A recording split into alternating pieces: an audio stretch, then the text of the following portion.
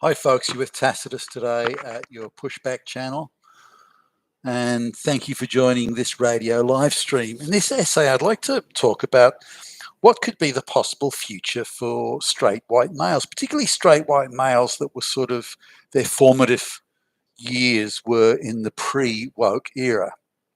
So, the equivalent in China would be Chinese that were say in their 20s before the great cultural revolution that saw tens of millions of Chinese murdered for wrongthink, um, or the pre-1920s Soviet Union, where again millions of people were murdered for wrongthink, and the same in Pol Pot with Cambodia and so on.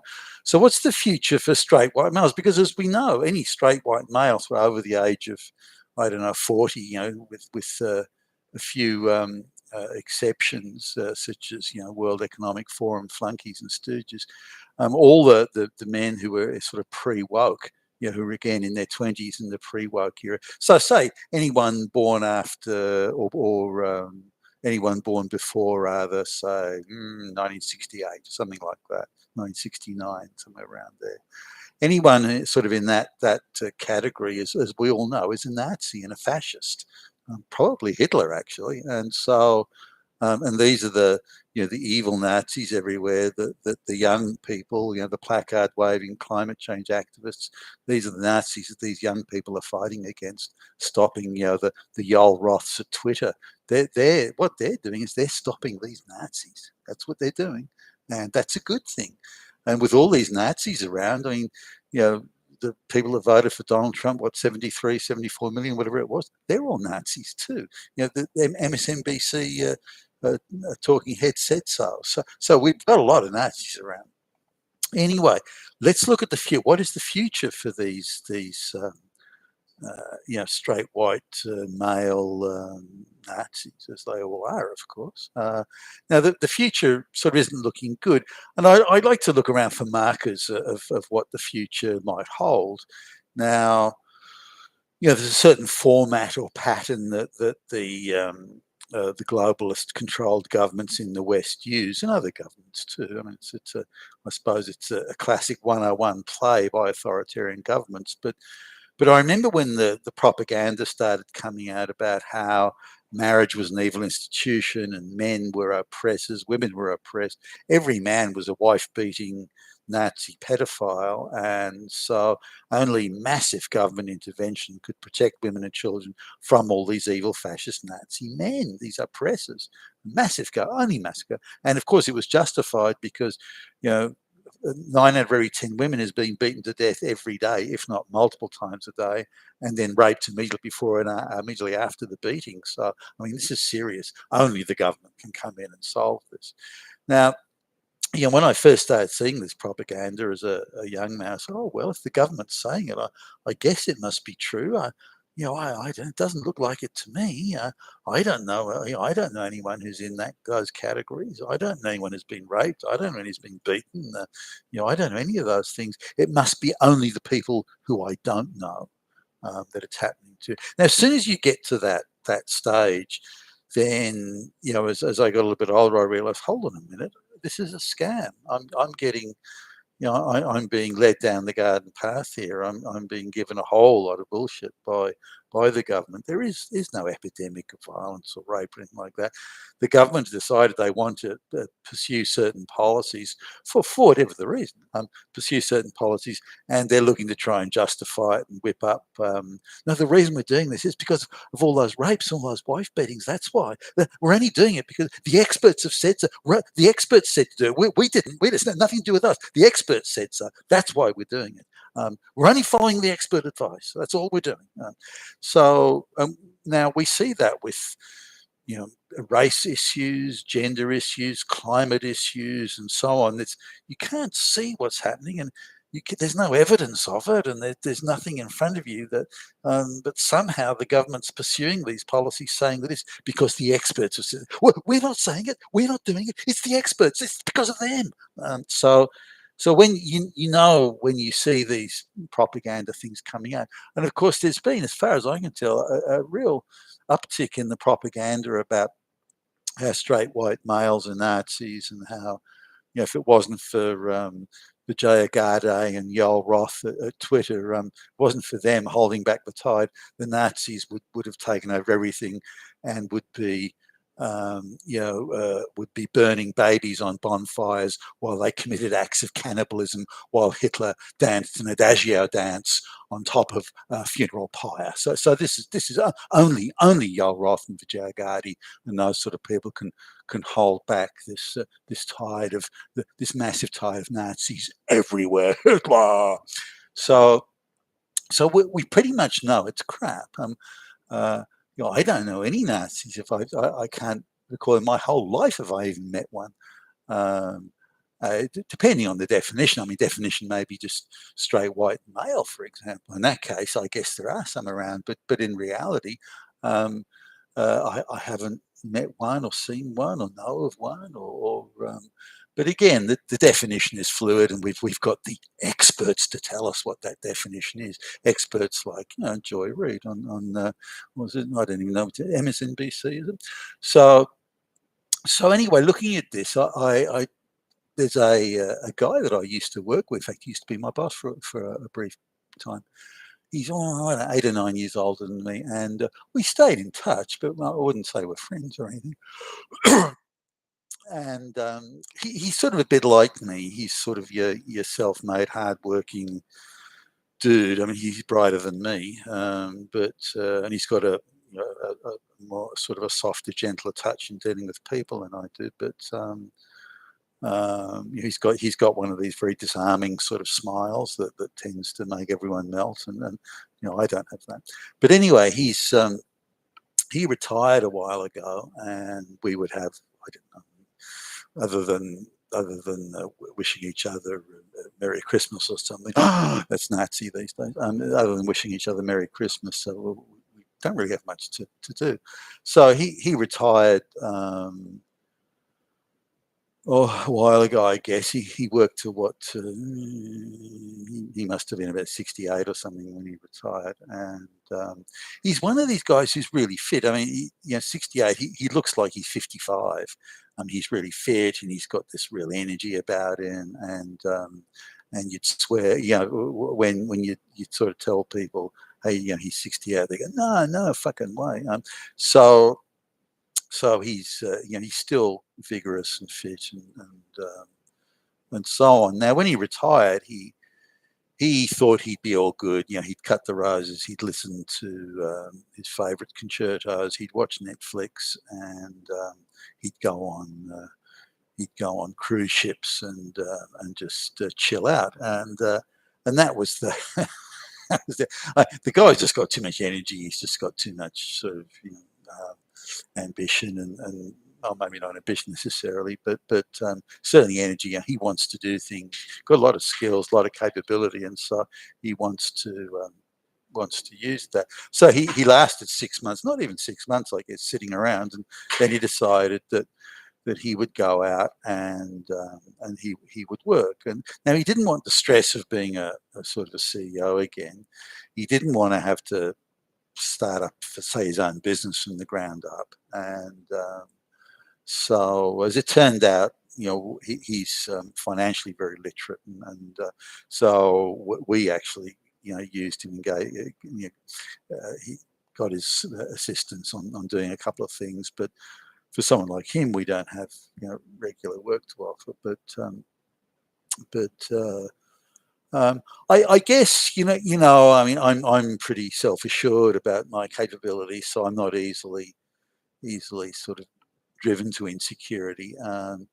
But if you were, he'd be the sort of guy who just naturally would do it, not intending to do it or through malice. Or, you're dealing with someone who's very capable, very sure of what he can do, really knows his shit, and that is unnerving to a lot of people, particularly in this day and age when to even be competent or confident is enough to be a Nazi, because you make unqualified affirmative action hires, and all those limp-wristed climate change panickers. You make them feel insecure and bad about themselves. In a world where everyone's equally stupid, you can't have a competent guy, especially not a straight white male, because as we all know, they're the Nazis. In your presence or in your midst, because it just makes everyone feel bad.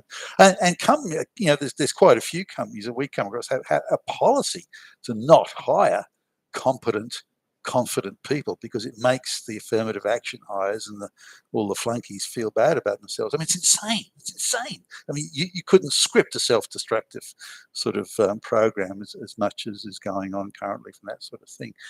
So anyway, he goes out for he's telling after we gave him a sort of a bit of work to do, he's kind of kept in touch and called me. I said, guess what? I've got scored a job as a small company. I don't know, VP, I suppose you'd call it. And it's not a huge company. There's maybe 100 people in it or something, but it was near to where he lived. So it kind of suited him. And he was quite jubilant about. And one of the things that he, I asked him a couple of questions and he volunteered some things, but the CEO was half Indian and